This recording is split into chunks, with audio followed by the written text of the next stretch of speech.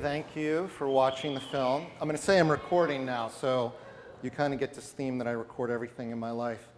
I need Ted and James up here if they could join me. Our next project is Dwelling. That's going to be in Sydney, Australia. Yeah, so we still do these events. We have another show coming up in Houston, Texas called Panic As You See Fit. And then after that, we're doing this one in Sydney, Australia. Is there any questions out there? I feel like this did cover everything, like, pretty thoroughly. How are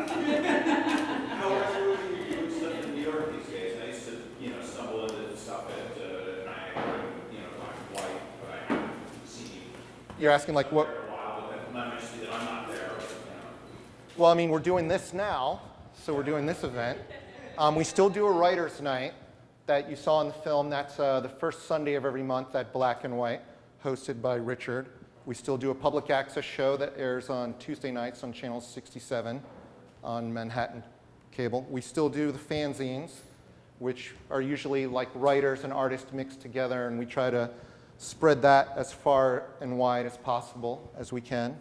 But yeah, a lot of... We're going to do a big show here. As some of you may or may not know, but Arturo Vega was a really important part of the Antagonist Movement. It was really nice. We showed an interview with him that hadn't been seen before. He mentions, someone asked him what New York artists that he likes, and he said the Antagonist Movement was really touching. But so that's why I'm here. I sort of graduated up into this space, and I'm going to bring the Antagonist Movement here. So we're going to do a big show here in the next couple of years. So I just wanted to welcome everybody to Howl Happening and Arturo Vega Project. And I want everybody to sign up. There would not be a gallery here if it wasn't for Arturo Vega. That's really important to always remember.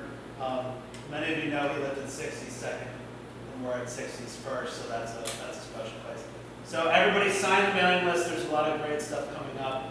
Right now we have Clayton Patterson, who happens to be here tonight. Right here.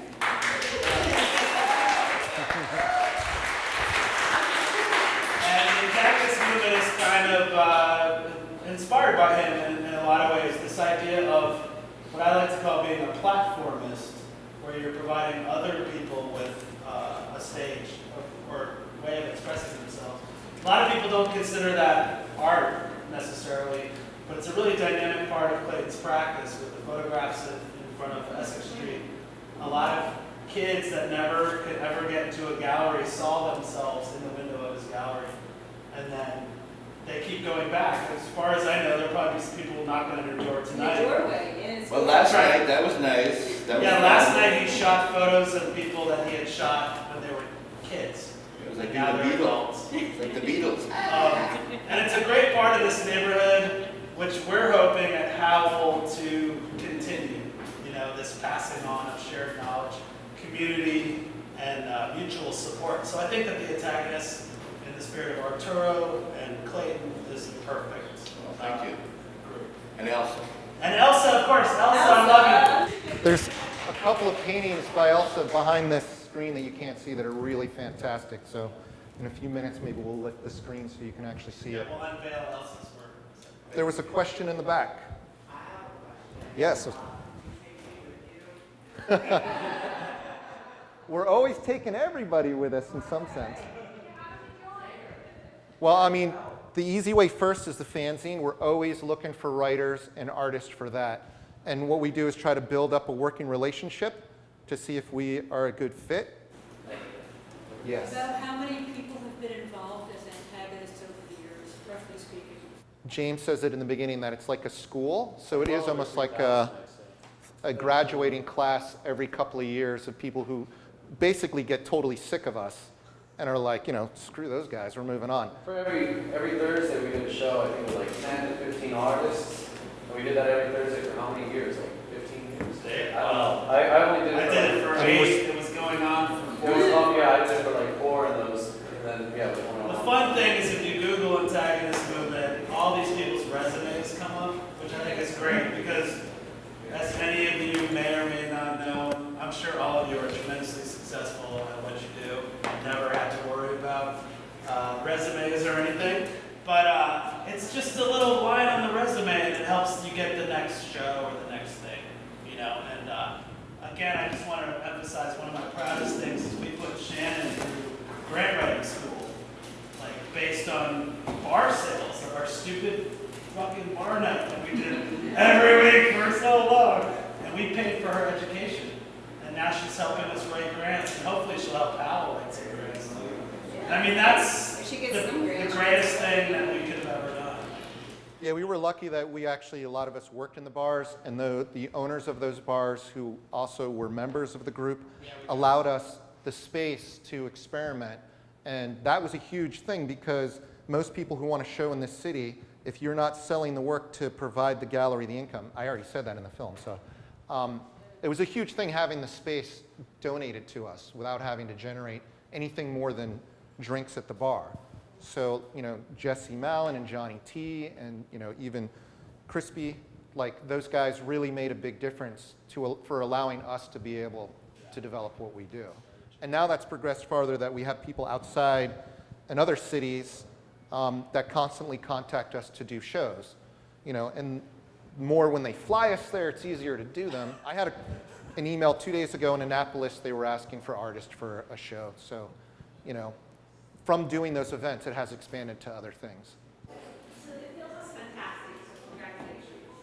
And I wanted to ask you, what was the most rewarding moment of being part of the movement, and what was the most challenging moment that you felt out of it? I have a lot of times I have artists that will come to me and say, hey, you know, I really wouldn't be doing what I'm doing if you guys didn't give us that little bit of support. So, you know, I get that a lot. I think for me, the most rewarding moment is the relationships that I have started or forged, you know, because of the Antagonist Movement. I've met some of my best friends in Berlin, and then they're here and they're there, and like just jumping between different places and knowing that you always have a home. Okay, how did you start? How did we start it? We were in a bar, like it said in the thing, and we were literally going like, our Thursdays is terrible. We make no money at all. What could we possibly do to bring people in? Well, what do you know? I know a lot of artists. I know a lot of writers. Well, we have a space in the back room. Let's show some art. So by showing art, we started to do that every week, and the bar was making money, and we were making money, and the artists kept coming back and bringing their friends. And then we had, at one point, we had a writer's night every Sunday, art show every Thursday, music night every Monday, public access every Tuesday. I was doing fanzines, books, and films. So that's, you know, 3,000 artists is encompassing all of those things together.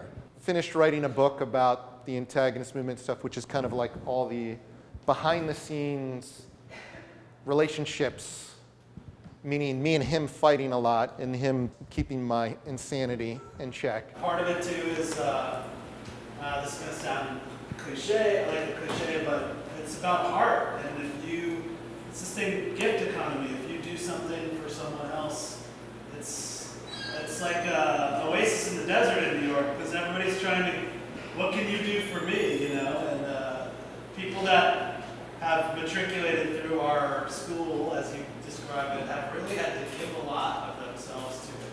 And that's the main, you know, we talk about politics and all this stuff, but that's the main part of it. It's like, it attracts people with heart. And, you know, that's really important in this city.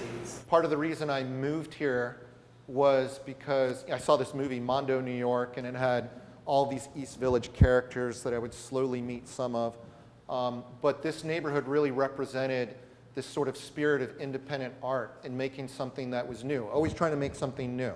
So when I came here, I was like, I want to start a group. I want to make something new. All I want to do is at least be the liner note in somebody else's story where we're like, we helped that person make something huge and change everything. So maybe that, and I said this in the film too, is maybe that hasn't happened yet, but we're always attempting that. You know, maybe we'll all be dead and not know if that ever happened, but. We never really had any fame, and we've never really had any famous people at the time that were antagonists to ride the coattails of, so we always just kind of had to build each other up and reach out to other countries and reach out to other people who are also not famous and just working artists.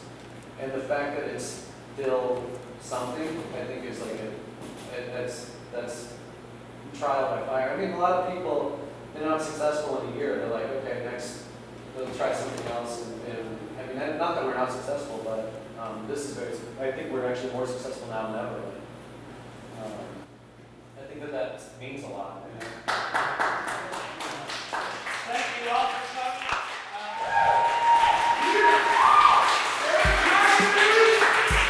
Sign up on the email list. We're going to have some really cool events during Clayton's show, which lasts till August 14th. We're going to show Capture, Clayton's film,